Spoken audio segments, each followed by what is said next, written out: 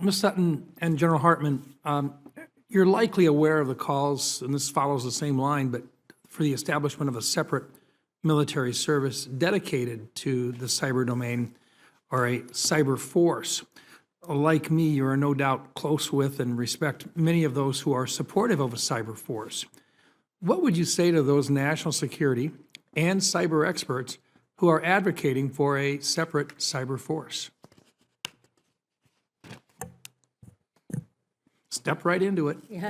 I knew he was going to ask that, didn't you? So I appreciate that question. I think this is a really important debate for us all to be having about the future of the cyber warfighting domain. I do think one of the most common misconceptions about Cyber Command is that it's a debate between Cyber Command 2.0 and a cyber force. And they're actually separate debates that I believe both need to be had, and we need to look closely at the pros and cons of both.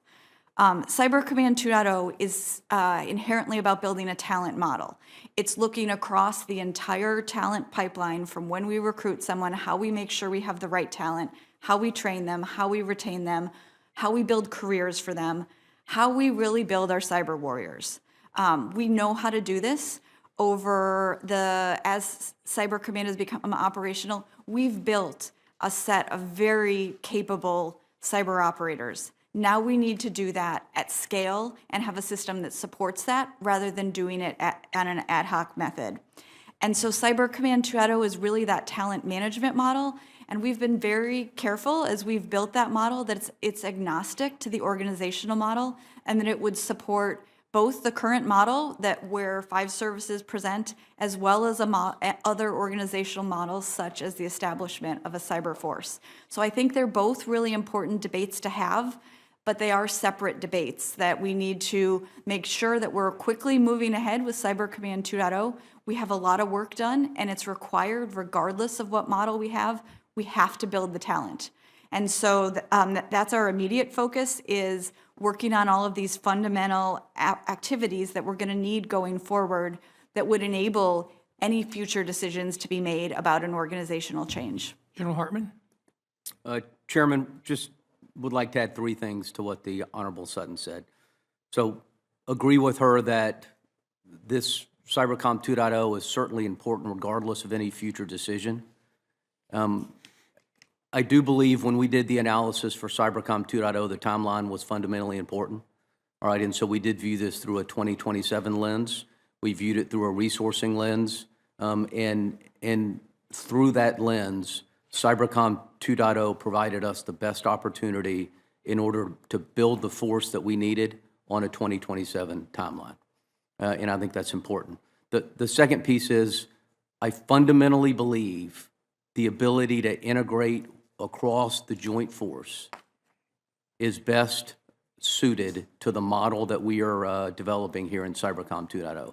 And that is fundamentally important. I didn't answer the question that you asked earlier, but our ability to integrate not just left of conflict, but during a conflict in all phases of the operation, just like any other traditional military capability, is absolutely essential to us delivering the capability that the nation needs.